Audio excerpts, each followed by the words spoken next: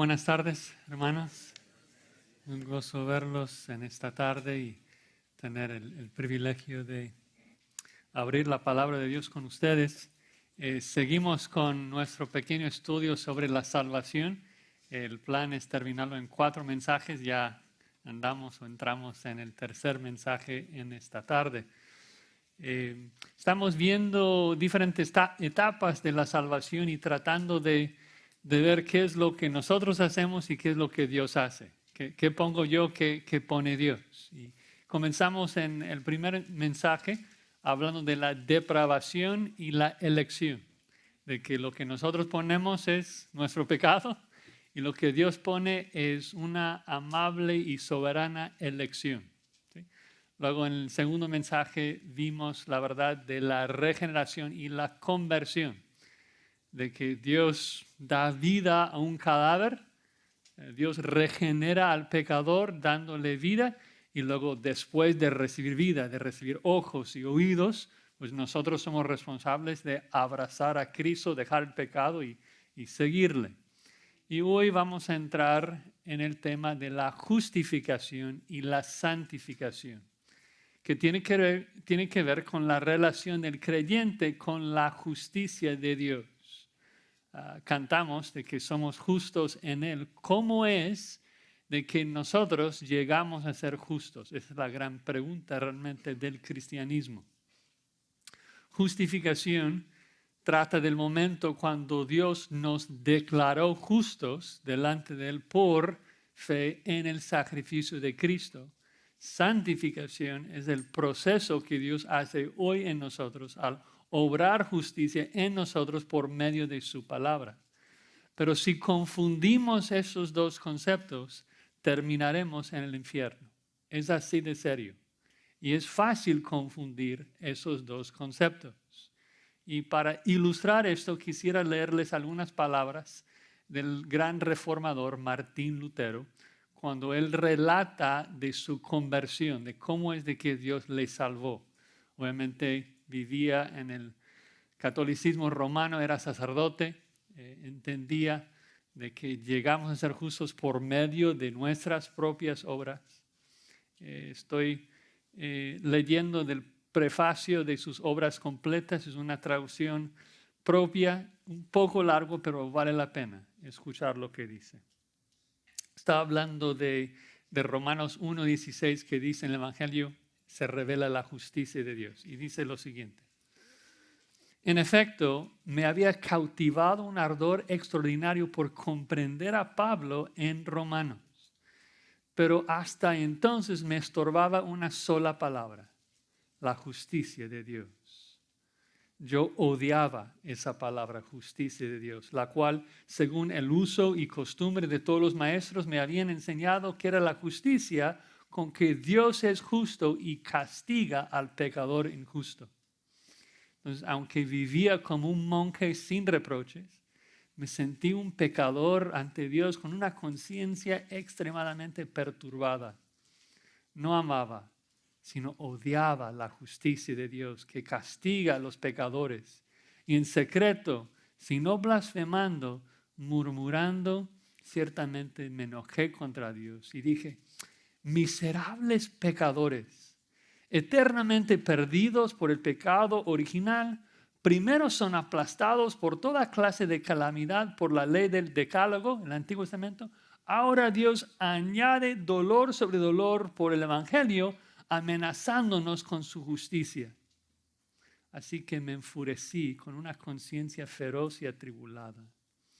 Sin embargo, me encontré a Pablo en ese lugar, Romanos 1:16, deseando ardientemente saber lo que San Pablo quería decir, y al fin, por la misericordia de Dios, meditando día y noche, presté atención al contexto de las palabras. En el Evangelio se revela la justicia de Dios, como está escrito: el que por la fe es justo, vivirá. Y allí empecé a comprender que la justicia de Dios es aquella por la que el justo vive por un don de Dios, es decir, por la fe. Y ese es el significado, la justicia pasiva con la que el Dios misericordioso nos justifica por la fe. En ese instante sentí que había nacido de nuevo por completo, que había entrado en el paraíso mismo por puertas abiertas. Allí se me mostró una cara totalmente nueva de las Escrituras. Entonces comencé a repasar la Escritura y en mi mente encontré lo mismo en todas partes. Y ensalcé, alabé esa dulcísima palabra con un amor tan grande como el odio con que antes le había odiado, la justicia de Dios. Así que aquel lugar de Pablo fue para mí verdaderamente la puerta hacia el paraíso. Fin de la cita. Una maravilla. La justicia de Dios. Algo que debe aterrorizarnos como pecadores. Que Dios es justo. Que Dios es totalmente justo. Ahora se convierte en las palabras más dulces posibles. Porque nosotros somos, ¿qué? Somos la justicia de Dios en Cristo Jesús. Pablo dice en 2 Corintios 5, 21, al que no conoció pecado, Dios lo hizo pecado para que nosotros fuésemos hechos justicia de Dios. En el qué tremenda bendición. Y qué impacto un entendimiento correcto entre la justificación y la santificación. Es el momento en que Dios iluminó a Martín Lutero a comprender la diferencia entre la justificación y la santificación. Arranca el movimiento que llamamos la Reforma, que sigue impactando al mundo millones y millones de personas 500 años después de ese momento que Martín Lutero describe. Entonces hoy, con los minutos que tenemos aquí, vamos a tratar de pensar en esas dos grandes realidades, la justificación y la santificación. Primero pensando en la justificación. Dicho de otra manera, vamos a estudiar dos verdades acerca de nuestra salvación que aumentarán nuestra gratitud a Dios. Primero, que fuimos declarados justos y segundo, que estamos creciendo en santidad. Dos verdades que aplican a cada creyente. Fuimos declarados justos. Segundo, estamos creciendo en santidad. Primero, vamos a comenzar con la justificación. Si tienen sus Biblias, vamos a Romanos 1 para leer los versículos que nuestro hermano Martín Lutero leyó y leer un par de versículos en Romanos 1 y Romanos 3 que realmente es la base de la verdad de la justificación. Dice Pablo en Romanos 1:16, porque no me avergüenzo del Evangelio, pues es poder de Dios para salvación de todo el que cree, del judío primeramente y también del griego, porque en el Evangelio la justicia de Dios se revela por fe y para fe, como está escrito, mas el justo por la fe vivirá. Pasemos a Romanos 3. Romanos 3, comenzando con el versículo 24. Romanos 3, 24 hasta el 28. Siendo justificados gratuitamente por su gracia, por medio de la redención que es en Cristo Jesús. No caben obras ahí. Justificados gratuitamente por su gracia, por medio de la redención que es en Cristo Jesús, a quien Dios exhibió públicamente como propiciación por su sangre a través de la fe, como demostración de su justicia, porque en su tolerancia Dios pasó por alto los pecados cometidos anteriormente, para demostrar en este tiempo su justicia, a fin de que Él sea justo y sea el que justifica al que tiene fe en Jesús. ¿Dónde está pues la jactancia? Queda excluida. ¿Por cuál ley? ¿La ley de las obras? No, sino por la ley de la fe. Porque concluimos que el hombre es justificado por la fe aparte de las obras de la ley. La verdad es que no puede ser más claro, ¿no? De que Dios nos declara justos delante de Él por medio de la fe en la obra de Cristo en la cruz. La justificación entonces es un acto legal instantáneo en un momento en que Dios declara que nuestros pecados son perdonados y la justicia de Cristo es nuestra. Y pensemos un poquito en los textos de la Biblia que nos confirman esto. Primero comenzando con el Antiguo Testamento, porque muchos cristianos piensan que los creyentes del Antiguo Testamento fueron salvados por la ley y ahora en el Nuevo Testamento por la gracia. Pero si estuvimos prestando atención en Romanos, Pablo está probando su argumento con textos del Antiguo Testamento. Y por el tiempo solamente vamos a observar dos. Primero en Génesis 15:6. Son los dos textos más citados en cuanto a este tema, Génesis 15:6 y Habacuc 2:4. Primero Génesis 15:6. Génesis capítulo 15, versículo 6. Dios acaba de dar unas promesas a Abraham de su simiente, del Mesías venidero. Y dice, Génesis 15:6, y Abraham creyó a Jehová y le fue contado por justicia. La de las Américas dice, Abraham creyó en el Señor y él se lo reconoció por justicia. Las dos buenas traducciones, los dos captan la idea. Literalmente el hebreo dice, y creyó en Jehová y Jehová consideróla hacia él justicia. Es decir, que Abraham creyó a Jehová y Jehová en torno, entonces considera esto como el medio de declararlo justo. Y el verbo ahí de contar o de reconocer es un verbo interesante en hebreo porque se refiere al acto de considerar que algo es algo que no lo es en verdad. Y eso va a ser importante en nuestro concepto de la justificación, que Dios está considerando que Abraham es justo, pero Abraham sigue pecando. Dios me llama justo en Cristo, pero yo sigo pecador. Entonces Dios me está considerando ser algo que en mi experiencia no lo soy. Y así el verbo se usa tanto en Génesis como en el resto de la Biblia. Les doy unos ejemplos. Génesis 31, versículo 15. Génesis 31, 15. Raquel y Lea están hablando con su padre y dice, ¿no nos ha tratado como extranjeras? Pues nos ha vendido y también ha consumido por completo el precio de nuestra compra. Es decir que Raquel y Lea están diciendo, nuestro padre nos está tratando, nos está considerando como extranjera, pero no lo somos. ¿Ves el mismo concepto de que su padre le está considerando como extranjera cuando en realidad son hijas? Lo mismo pasa en Génesis 38, versículo 15, una historia fea, pero ilustra el mismo punto. Génesis 38, 15.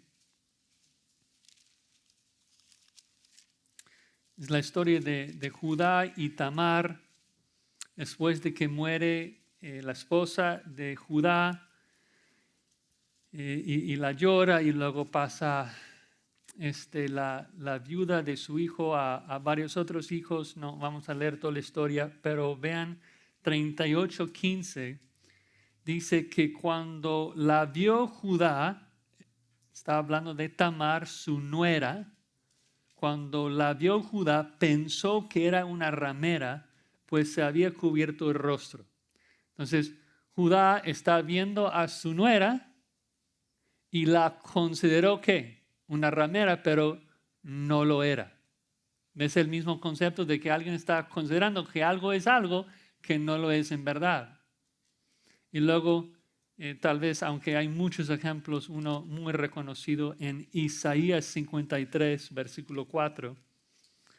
Isaías 53, versículo 4.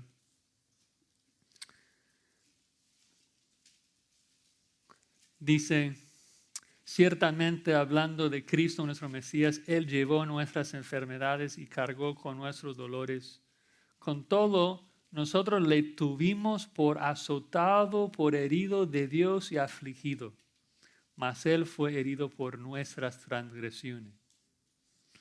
¿Cuál es el punto? Está profetizando de que el pueblo de Israel iba a ver a su Mesías sufriendo y siendo crucificado, pensando que estaban siendo herido por Dios, afligido, azotado por su propio pecado, cuando en realidad, versículo 5, Él fue herido por nuestras transgresiones. Pensaron que Dios estaba castigando a Jesús por ser transgresor, cuando en realidad no era cierto. Y ilustra el gran intercambio que Dios hizo con nosotros, de que con Cristo hizo exactamente lo opuesto que hace con nosotros. Con Cristo, la gente estaba considerando que Cristo estaba siendo castigado por ser pecador, cuando en realidad era justo. Y Dios nos trata a nosotros como si fuéramos justos, aunque somos pecadores. Entonces vemos de que Génesis 15:6 ilustra el mismo punto que vemos en el Nuevo Testamento, de que cuando creemos, Dios nos declara justos, aunque seguimos siendo pecadores. Luego Habacuc 2:4, toma un poco de más tiempo encontrar a Habacuc. Es al final del Antiguo Testamento, en los profetas menores. Dice en Habacuc 2:4 aquí: el orgulloso, en él su alma no es recta, mas el justo por su fe vivirá. Y reconocen esa última frase, ¿no? El justo por su fe vivirá.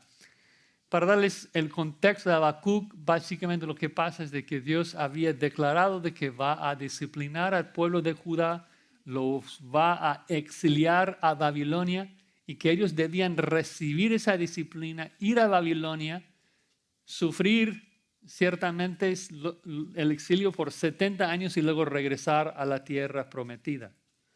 Pero los orgullosos, los incrédulos, estaban peleando contra la disciplina y querían pelear contra los babilonios. Y Habacuc, Jeremías y otros le dicen: tranquilo, vete a Babilonia, cree en Dios, cree en la promesa. Recuerden Jeremías 29, yo sé los planes que tengo para vosotros, planes para su bien, los voy a regresar. Y entonces les anima a creer en Dios por fe, creer en las promesas de Dios, ir a Babilonia para vivir. Es decir, el incrédulo que no creía en la promesa de Dios iba a pelear con los babilonios y morir. El creyente iba a creer en las promesas de Dios, ir a Babilonia y vivir. Y eso es una ilustración también de la justificación, de que cuando creemos en las promesas de Dios, vivimos, y cuando no creemos en las promesas de Dios, morimos. Entonces, el mismo concepto del Antiguo Testamento, de que por fe llegamos a ser justos. Bueno, Nuevo Testamento, nada más un par de versículos que ya leímos.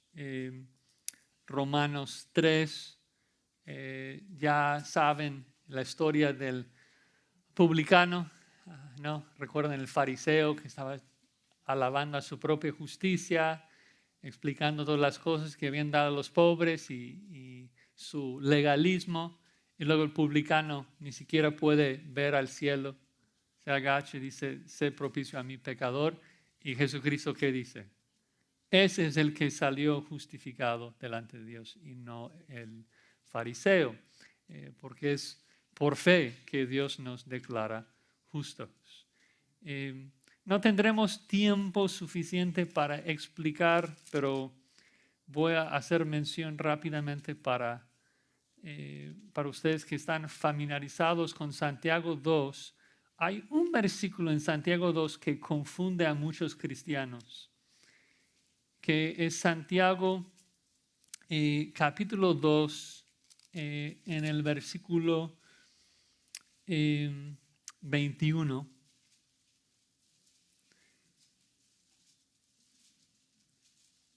Y en el versículo 24 también, que dice Santiago 2, 24: vosotros veis que el hombre es justificado por las obras y no solo por la fe.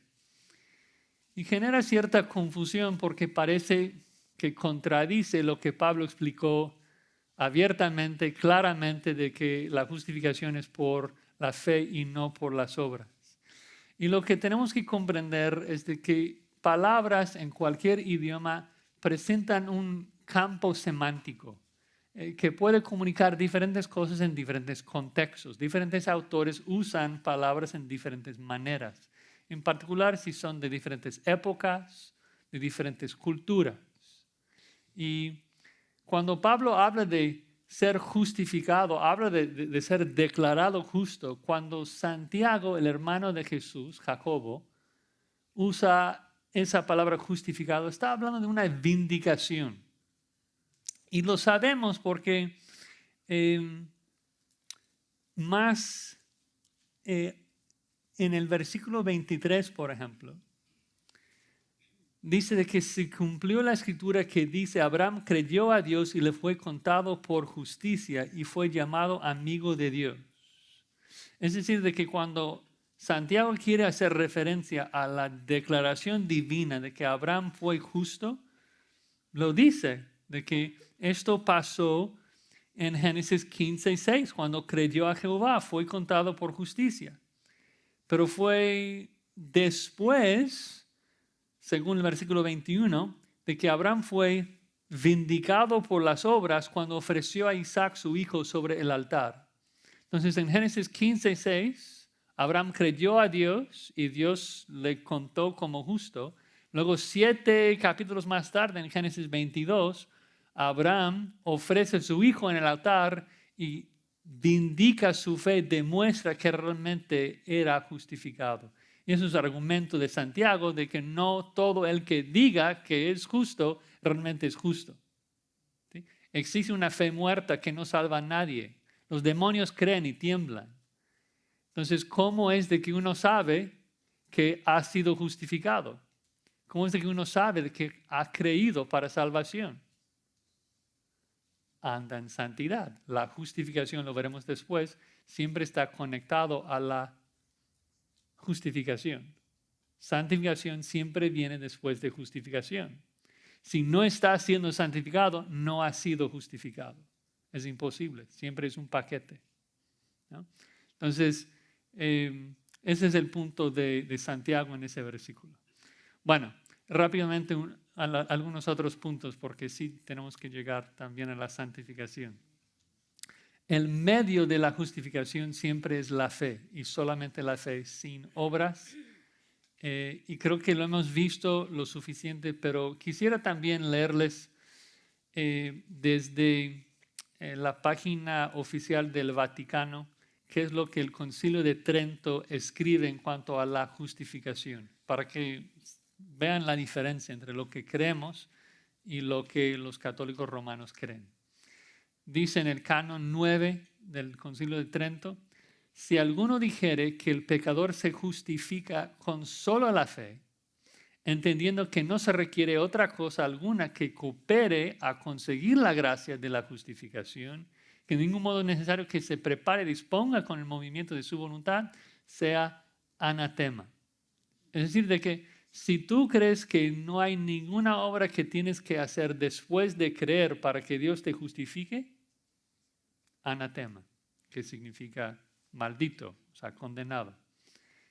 Canon 14, si alguno dijere que el hombre queda absuelto de los pecados y se justifica precisamente porque cree con certidumbre que está absuelto y justificado, anatema. Canon 30, si alguno dijere que recibe la gracia de la justificación de tal modo que se le perdona a todo pecador arrepentido de la culpa, se le borra el reato de la pena eterna, que no le quede reato de pena alguna temporal que pagar, otra vez en este siglo, en el futuro, en el purgatorio, pues sea anatema. Si tú crees de que al ser justificado, eso significa que no vas a recibir ninguna pena, ninguna disciplina, ninguna condenación, seas anatema, porque tú tienes que obrar justicia en tu propia vida y tú tienes que llegar a una perfecta justicia para no recibir condenación. Entonces, existe una gran diferencia entre nuestro entendimiento de la justificación, que es de que cuando el hombre cree en la obra de Cristo, llega a ser salvo, llega a ser justo, y todas las demás religiones que dicen que tú tienes que obrar, cumplir con ciertos ritos y llegar a ser justo para que Dios te acepte. Bueno, el modo de la justificación, ya lo contamos, ya la cantamos. El modo de la justificación es el intercambio de imputación, de que nuestros pecados son imputados a Cristo y la justicia de Cristo es imputada a nuestra cuenta, que nuevamente es muy diferente a lo que los católicos enseñan. Los católicos enseñan que la justificación viene por medio de la infundación, una justicia infundida a ti, mientras que nosotros creemos de que es una justicia imputada.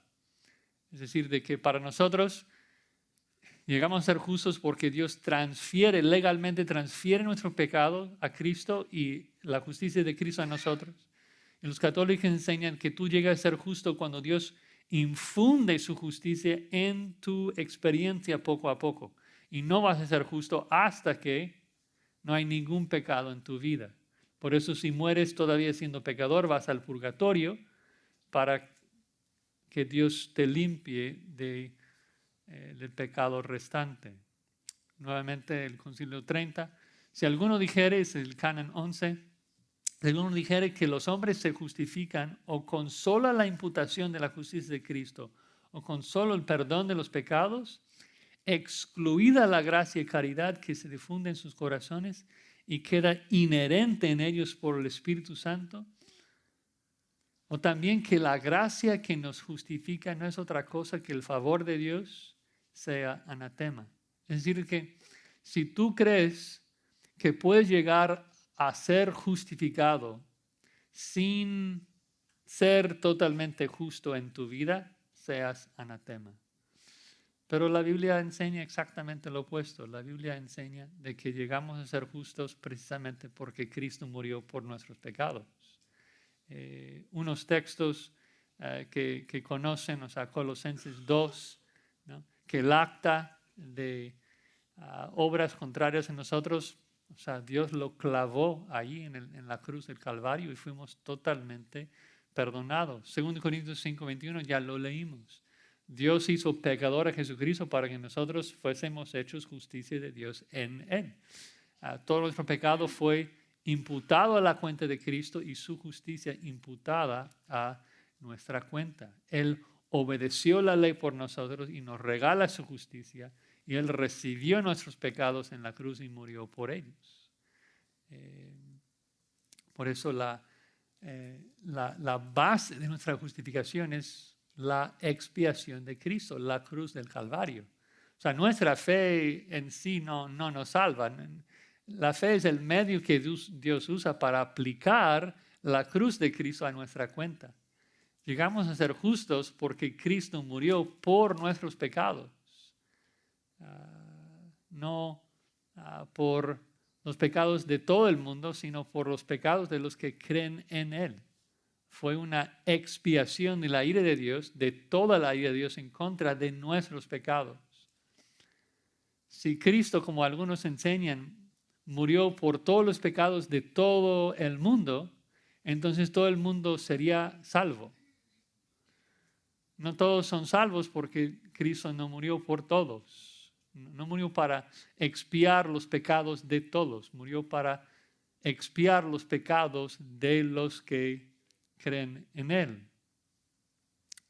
Para no tener que explicarlo en mis palabras, uno de los teólogos más famosos de la historia, John Owen, lo pone así: si Jesús hubiera expiado los pecados de todos los hombres, entonces, ¿por qué entonces no son liberados de la paga de todos sus pecados? Dirás, por su incredulidad, porque no creen, es la respuesta normal, ¿no?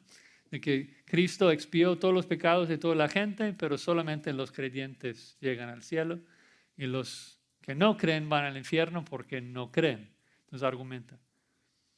Pero su incredulidad, ¿es pecado o no? Si contestas que no lo es, entonces ¿por qué serían castigados por ello si no es pecaminoso?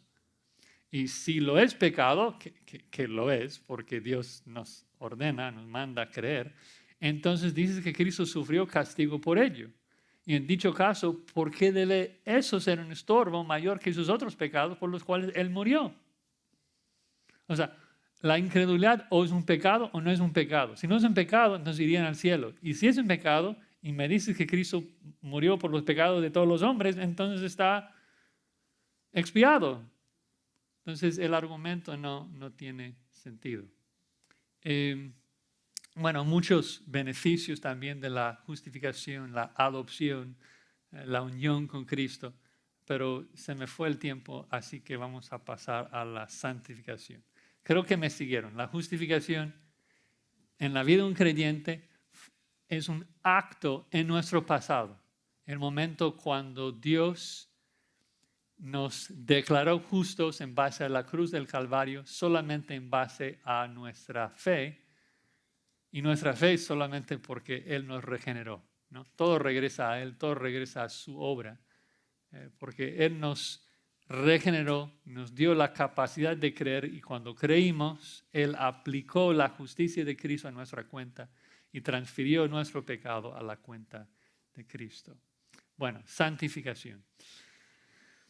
Lo complicado de la palabra santificación es de que el término en la iglesia hoy en día se aplica de una sola manera, de la santificación progresiva, del proceso paulatino en que Dios está haciéndonos parecer más y más hacia Jesucristo. Y en la Biblia se refiere a tres cosas diferentes. Una santificación inicial, que fuimos santificados en el momento de nuestra salvación. Por eso la Biblia puede llamar a los cristianos, ¿qué? Los santos. ¿Por qué? Porque fuimos apartados para Cristo. Y eso no tiene que ver nada que ver con nuestro pecado, con nuestra santidad progresiva. Los corintios, los más regañados en la Biblia por su pecado, Pablo introduce su carta llamándolos los santos, ¿sí? Porque cada persona que está en Cristo es santo, ha sido apartado. Luego, también hay una santificación final, de que seremos totalmente santificados en el momento que Dios erradica el pecado de nuestra experiencia. Cuando vemos a Cristo cara a cara, ya no habrá más pecado, y en ese momento el proceso de santificación se acaba. Entonces, nosotros usamos términos santificación generalmente para hablar del proceso de en medio de esas dos etapas. La santificación progresiva, el proceso paulatino en que Dios está transformándonos más y más a la imagen de Jesucristo. Y antes de entrar en los pasajes, quisiera tomar unos minutos para tratar de distinguir nuevamente entre la justificación y la santificación progresiva.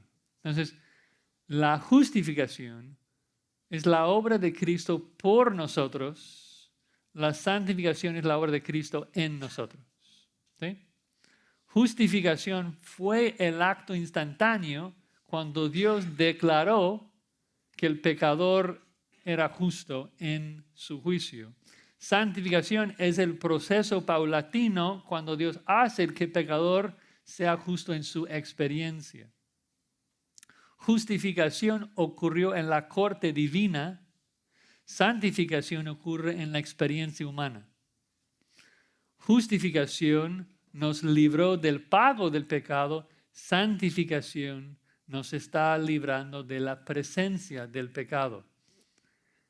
Y debido a esas realidades tenemos que tomar cierto cuidado de evitar extremos en nuestro concepto de la relación entre la justificación y la santificación. Por ejemplo, no podemos separar por completo la justificación y la santificación. Si separamos por completo la justificación y la santificación, terminamos en la idea del no señorío de Cristo, de que tú puedes ser justificado delante de Dios y vivir como el diablo. Es decir, si no están conectados la justificación y la santificación, si la santificación no fluye necesariamente de la justificación, entonces Dios te puede declarar justo sin obrar justicia en ti. Eso es imposible bíblicamente. La santificación siempre sigue después de la justificación. Entonces, ok, están unidos. Pero si los unimos demasiado, llegamos a ser católicos, pensando de que llegamos a ser justos mientras avanzamos en la santificación. Entonces están relacionados, pero no idénticos. Santificación viene de la justificación, pero tenemos que distinguirlos. Ahora, la palabra santificar simplemente habla de apartar algo, y normalmente en la Biblia habla de apartarlo del pecado, apartarlo moralmente, ¿no? En el Antiguo Testamento, el lugar donde pisas es tierra santa, hay que tener cuidado, ¿no? Porque Dios es moralmente apartado de nosotros, tenemos que apartarnos del pecado. El que ha sido santificado en el Salmo 15 es el que no miente, no anda en fornicación, ¿no? Igual en el Nuevo Testamento, cuando Pedro nos dice, sed santo como Dios es santo, la idea es de que debemos andar en pureza, debemos evitar el pecado porque Dios es perfecto. Ahora, ya hablé un poquito de la santificación inicial que pasa en el momento de nuestra salvación, ahora la santificación progresiva. Vemos de que la santificación progresiva es algo que está incrementando en la vida de un creyente, de que estamos siendo conformados a la imagen de Jesucristo.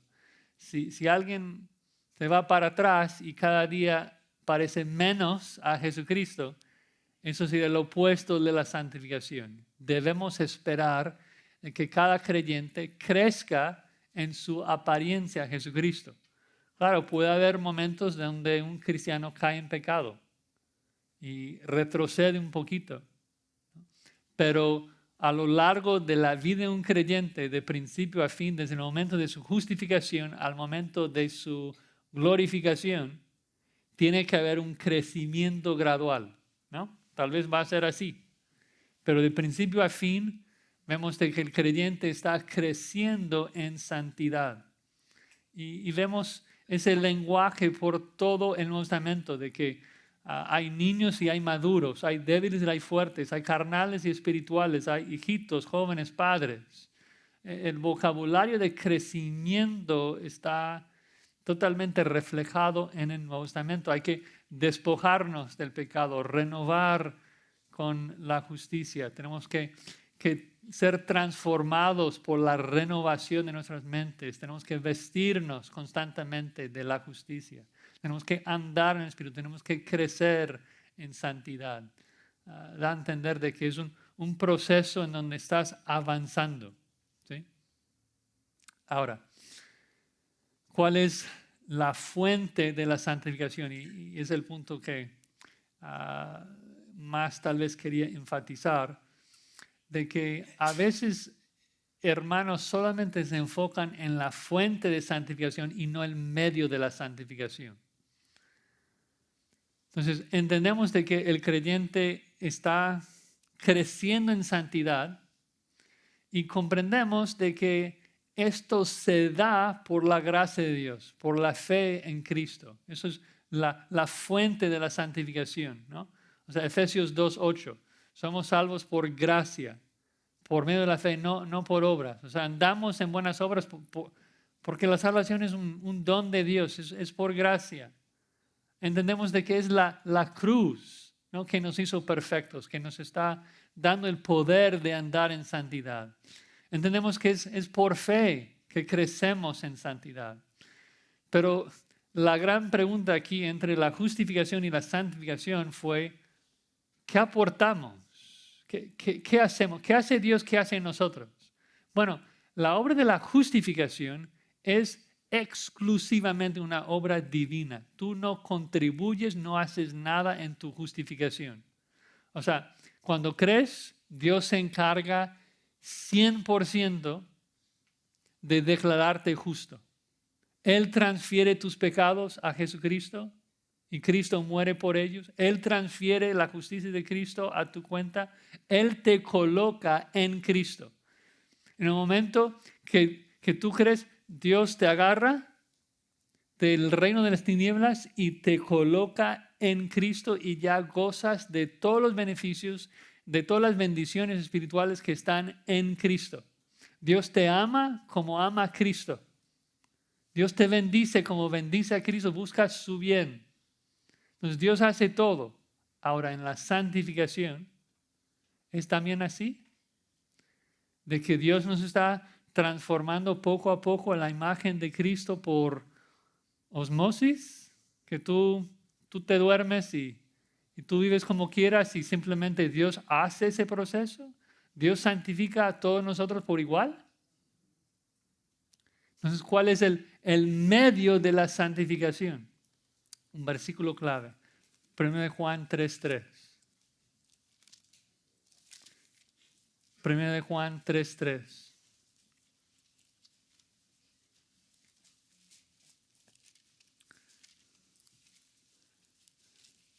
Nosotros tenemos que involucrar nuestra voluntad en la santificación. Leyendo 1 Juan 3:2, amados, ahora somos hijos de Dios, aún no se ha manifestado lo que habremos de ser, pero sabemos que cuando Él se manifieste seremos semejantes a Él porque le veremos como Él es. Entonces, santificación completa, al final. Cuando Cristo regresa seremos como Él. Ok. Versículo 3. Todo el que tiene esta esperanza puesta en Él, voz activa, se purifica así como Él es puro. Purifica a sí mismo. Esto no es voz pasiva, no es de que Dios le purifica. Dice que la persona que está esperando en el regreso de Cristo, que Cristo le va a santificar por completo, ¿cómo demuestra que esto es cierto? Es de que se está purificando a sí mismo para estar listo para ese día. El fruto, la evidencia de que alguien está esperando en el regreso de Cristo y realmente será totalmente purificado al final, es de que hoy, versículo 3, se está purificando a sí mismo, así como Él es puro. Y es lo mismo que vemos, bajen un poquito más, en el versículo 7, tan clave. 1 Juan 3:7. Hijos míos, que nadie os engañe. Hay muchos engañadores, Juan dice. Hay muchos engañadores en nuestro mundo evangélico hoy que quieren mentirte, que quieren decirte que tú puedes llegar al cielo sin vivir en justicia. ¿Y qué dice Juan? Hijos míos, que nadie os engañe. El que practica la justicia, el que hace justicia es justo. Vean la frase. El que hace justicia es justo. ¿Cómo es eso? ¿Cómo sabemos si alguien ha sido declarado justo? ¿Cómo sabemos si Dios considera que alguien es justo? ¿Cuál es la evidencia, el fruto de que alguien ha sido justificado? Practica justicia. Es como que Juan está diciendo, no es algo complicado. El que ha sido justificado está andando en justicia. ¿No? Es imposible que sea cierto de que Dios te haya justificado si andas en iniquidad. Si tú eres esclavo de la maldad, si tú eres esclavo de la iniquidad, no has sido justificado por Dios. El que ha sido justificado, el que Dios considera justo, es la persona que anda en justicia. No somos perfectos. Tenemos el capítulo 1 de 1 Juan. El cristiano, por definición, es el que está confesando sus pecados porque es pecador. Pero la persona que está esclavizado, que está practicando pecado, diciendo, oh, Dios me ha justificado, Juan dice, mentira. El esclavo del pecado no ha sido justificado. Porque el que ha sido justificado está siendo santificado. Se purifica a sí mismo. Está esforzándose por andar en santidad. El que ha sido declarado justo por fe necesariamente está luchando luchando por andar en santidad, en gratitud a Dios. Hay tantos versículos que hablan de esto. Se me pueden prestar 5 minutos más. Romanos 8, para terminar el punto. Romanos 8, 13. Romanos 8 desde el 12 para el contexto. Así que hermanos, somos deudores no a la carne para vivir conforme a la carne, porque si vivís conforme a la carne, habréis de morir. Pero si por el Espíritu hacéis morir las obras de la carne, viviréis. O sea, ¿quién es el que tiene vida? ¿Quién es el cristiano? ¿Quién es el que ha sido justificado por Dios? El que está por el Espíritu matando a su carne. Somos nuevas criaturas, hemos nacido de nuevo, hemos sido justificados, somos justos delante de Dios. Pero nuestra parte inmaterial está esclavizada todavía dentro de cuerpos caídos, estos cuerpos de muerte. Y tú, hermano, tienes el deber de matar a tu cuerpo pecaminoso. Tú tienes el deber y la responsabilidad de matar a tus hábitos pecaminosos. No es de que Dios así de manera mágica te lo va a levantar por la mañana a santificarte sin que tú hagas el trabajo de levantarte temprano, a ponerte de rodillas y orar. Dios no va a poner la Biblia en tu corazón sin que tú lo pongas en tu mente primero. Tú tienes que leerla, tú tienes que memorizarla, tú tienes que meditar en ella. No hay un medio mágico en la santificación. Nosotros somos responsables por esforzarnos en la santificación. Dios, toda la gloria va a Él. Es por su palabra, por su espíritu. Pero tú eres responsable por trabajar. Ocupaos con temor y temblor, ¿no? Ocupaos en vuestra salvación con temor y temblor. Obviamente lo hacemos por medio de la verdad de Dios, somos santificados por la verdad. Pero sí, creo que muchos cristianos fallamos en esa área. Pensamos que la santificación funciona como la justificación, que Dios va a hacer todo. Yo solamente tengo que creer. Y si creo, Dios va a hacer todo. Bueno, Dios recibe toda la gloria. Él es quien nos declara justos. Pero evidencia de que Dios te ha justificado es de que tú vas a estar buscando agradecerle y darle gloria a Él en la forma que tú luchas por vivir en santidad. ¿Sí? Dios te santifica. La Escritura no dice, santifícate a ti mismo. Dios lo hace, pero usa un medio. En la misma manera, muchas veces uso esta ilustración. En la misma manera, y terminamos con eso, ya sé que pasé mucho el tiempo. En la misma manera que en el evangelismo, Dios es quien salva, pero usa el medio de la evangelización. Es decir, que si por la gracia de Dios tú llegas a tus vecinos y lo compartes el evangelio y Dios les salva, ¿quién hizo el milagro? Dios les salvó. ¿Pero Dios les salva sin esa presentación del evangelio?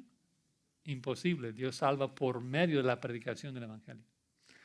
¿Quién santifica? ¿Quién te transforma a la imagen de Jesucristo? El Espíritu Santo. Pero ¿cuál es el medio que usa? No te va a santificar si no estás leyendo la palabra. No te va a santificar si no estás orando. No te va a santificar si dejas de congregarte. Porque esos medios de la gracia son los medios en que Dios hace la obra de santificarnos. Así que, exhortación.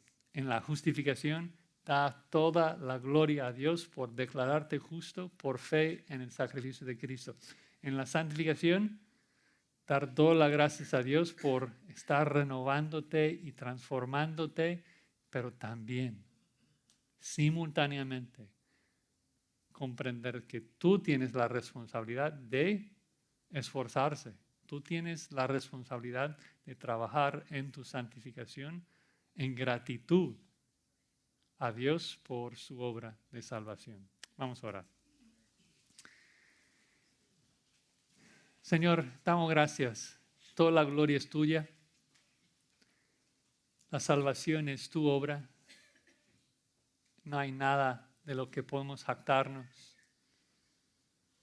Aun cuando leemos tu Biblia, aun cuando oramos, aun cuando evangelizamos y nos congregamos, tú eres el que pone en nosotros tanto el querer como el hacer, porque tú eres soberano y toda la gloria es tuya. Sin embargo, nos has hecho responsables de esforzarnos y andar en santidad, así que te imploramos que nos ayudes.